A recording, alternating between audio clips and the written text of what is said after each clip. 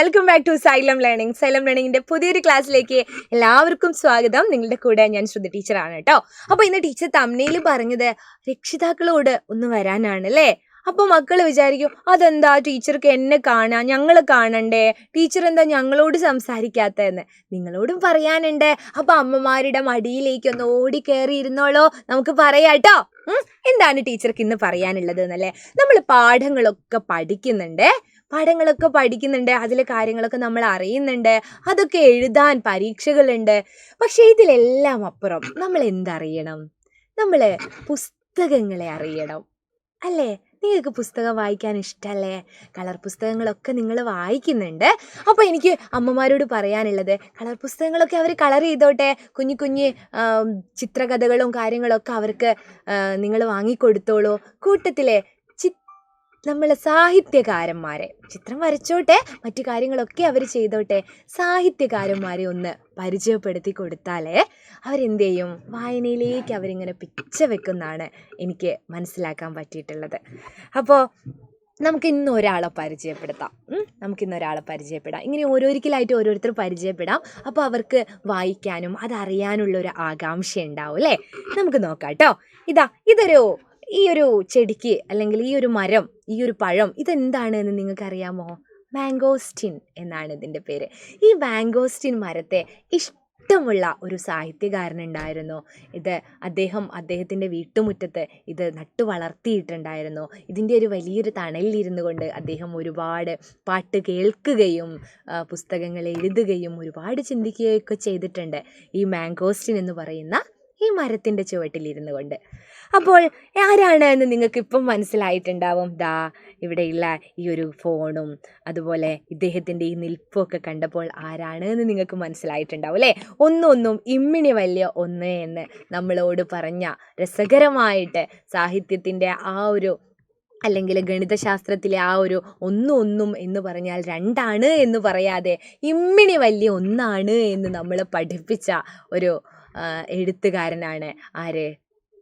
വൈക്കം മുഹമ്മദ് ബഷീർ. ഇന്ന് ടീച്ചറെ അദ്ദേഹത്തെ പറ്റിയാണ് നിങ്ങളോട് പറഞ്ഞുതരാൻ പോകുന്നത്. അപ്പോൾ മക്കളിലേക്ക് എങ്ങനെ അവരുടെ കാര്യങ്ങൾ എത്തിക്കാം എന്നുള്ളതാണ്. ഈ ഒരു ചിത്രം കാണുമ്പോൾ ഇത് ബഷീറാണ് എന്നിപ്പോൾ മക്കൾക്ക് മനസ്സിലാവും. കാരണം ബഷീർ ദിനം പോലുള്ള ദിനങ്ങൾ സ്കൂളുകളിൽ നടക്കാറുണ്ട് അല്ലേ. അദ്ദേഹം പറഞ്ഞ മറ്റൊരു കാര്യമാണ് വെളിച്ചത്തിന് എന്തു വെളിച്ചെന്ന്. വെളിച്ചത്തെ കാണുമ്പോൾ വീണ്ടും അദ്ദേഹം വെളിച്ചത്തിന് സാധാ വെളിച്ചമാണ് ഉണ്ടാവുന്നത് അല്ലേ. വെളിച്ചത്തിന് വെളിച്ചമാണ്, പക്ഷേ വെളിച്ചത്തിന് എന്തു വെളിച്ചം എന്നാണ് അദ്ദേഹം വിശേഷിപ്പിച്ചത്. അപ്പോൾ ഇത്തരം കാര്യങ്ങളൊക്കെ നമ്മൾ കുട്ടികളിലേക്ക് പകർന്നു കൊടുക്കാം. അപ്പോൾ രക്ഷിതാക്കൾക്കും ഇതിൽ റോളുണ്ട്. അധ്യാപകർക്ക് ഉള്ളതിനേക്കാളും വീട്ടിൽ നിന്നുകൊണ്ട് നമുക്ക് പറഞ്ഞു കൊടുക്കാൻ പറ്റിയ കുഞ്ഞു കാര്യങ്ങൾ ഒന്നും പറയണ്ട. ഇതാണ് വൈക്കം മുഹമ്മദ് ബഷീർ എന്ന് നമ്മൾ പറഞ്ഞു കൊടുക്കുക. അദ്ദേഹത്തെ കാണുമ്പോൾ അദ്ദേഹം മാംഗോസ്റ്റിൻ മരത്തിന് താഴെ ഇരുന്നു കൊണ്ട്, ഈ ചാരുകസേരയിൽ ഇരുന്നു കൊണ്ട് അല്ലേ അദ്ദേഹം എഴുതുന്നുണ്ട്. ഇവിടെ ഒരു ഗ്രാമഫോൺ ഉണ്ട് അല്ലേ.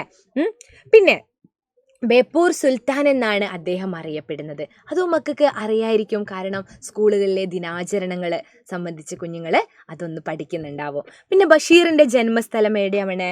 വൈക്കം തലയോലപ്പറമ്പാണ്, കോട്ടയം ജില്ലയിലാണ്.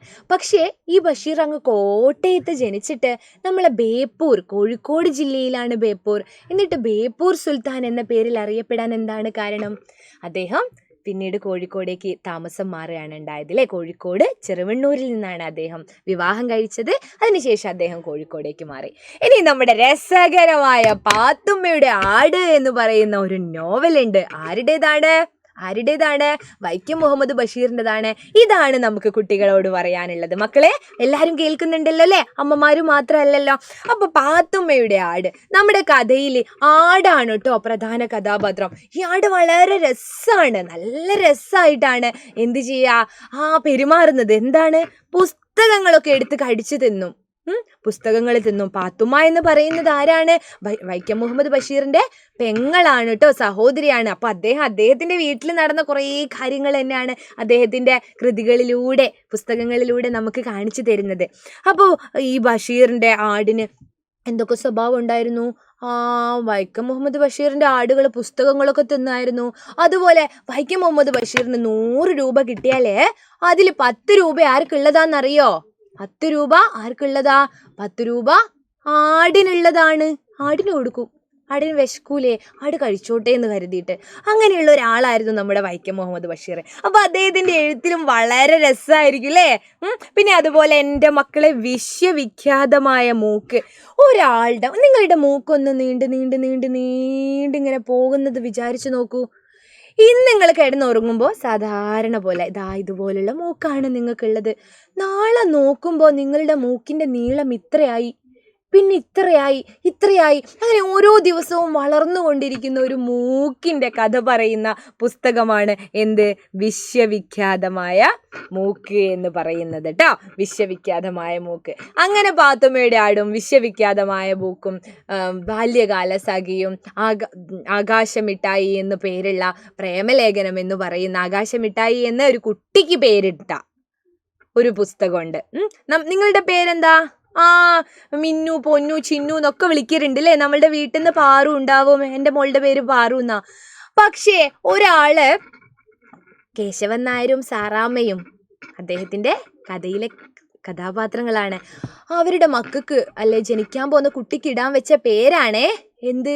ആകാശമിഠായി. അപ്പോൾ രസകരമായിട്ടാണ് അദ്ദേഹം കഥകളൊക്കെ എഴുതാറുള്ളത്. അപ്പോൾ വൈക്കം മുഹമ്മദ് ബഷീറിൻ്റെ പുസ്തകങ്ങൾ എൻ്റെ മക്കൾക്ക് ആര് വായിച്ചു തരും? ഇപ്പോൾ അമ്മയൊക്കെ വായിച്ചു തരും. എന്നിട്ട് മക്കൾ എന്ത് ചെയ്യണം? അക്ഷരങ്ങളൊക്കെ പെട്ടെന്ന് പഠിച്ചിട്ട് ഇതൊക്കെ എടുത്ത് വായിക്കണം കേട്ടോ. 3-ാം ക്ലാസ് മുതലൊക്കെ നിങ്ങൾക്ക് വായിക്കാം, ശരിക്കും വായിച്ചു തുടങ്ങാം. അപ്പോൾ ഇപ്പോൾ നിങ്ങൾ എന്ത് ചെയ്യുക? അമ്മയൊക്കെ വായിച്ചു തരിക. പക്ഷേ 1-2 പേജുകളൊക്കെ ഒന്ന് വായിക്കാൻ ശ്രമിക്കുക. നന്നായിട്ട് വായിക്കാൻ പറ്റും എല്ലാ മക്കൾക്കും കേട്ടോ. ഇതുപോലുള്ള രസകരമായ കാര്യങ്ങളാണ് പുസ്തകത്തിലുള്ളത്. പിന്നെ എന്താണ്, ഇനി ഒരു കുഞ്ഞി കാര്യം കൂടി ടീച്ചർ പറഞ്ഞുതരാം. വൈക്കം മുഹമ്മദ് ബഷീറിൻ്റെ ഭാര്യയും മക്കളൊക്കെ അദ്ദേഹത്തെ എന്താ വിളിച്ചതെന്നറിയോ? ടീച്ചർ ടാറ്റ പറഞ്ഞു പോവാന്നല്ല, ടാറ്റ എന്നാണ് വിളിച്ചത്. ടാറ്റ എന്നാണ് അദ്ദേഹത്തിൻ്റെ ഭാര്യയും മക്കളും ഒക്കെ ആരെ വിളിച്ചത്? വൈക്കം മുഹമ്മദ് ബഷീറിനെ വിളിച്ചത്. അപ്പോൾ ഇത്രയും കാര്യങ്ങൾ ടീച്ചർ ഇന്ന് പറഞ്ഞു തരാം. മറ്റൊരവസരത്തിൽ മറ്റൊരു സാഹിത്യകാരനെ പരിചയപ്പെടുത്തി തരാം, അവരുടെ പുസ്തകങ്ങൾ കേട്ടോ. അപ്പോൾ അമ്മമാരോടും അച്ഛന്മാരോടും ഒക്കെ ടീച്ചർക്ക് പറയാനുള്ളത് ഇക്കാര്യമാണ്, നമ്മുടെ കുഞ്ഞുങ്ങളെ പുസ്തകങ്ങളിലേക്കൊന്ന് അടുപ്പിക്കുക. അപ്പോൾ ഇത്തരം കാര്യങ്ങളൊക്കെ ഉണ്ട് പുസ്തകത്തിൽ എന്ന് അറിഞ്ഞാലല്ലേ അവർ വായിക്കുള്ളൂ. അപ്പോൾ ടീച്ചർ എന്ത് ചെയ്യുക? മറ്റൊരു ഭാഗവുമായിട്ട് അല്ലെങ്കിൽ മറ്റൊരു സാഹിത്യകാരനുമായിട്ട് ടീച്ചർ അടുത്ത ക്ലാസ്സിൽ വരാം. അതുവരേക്കും ബൈ.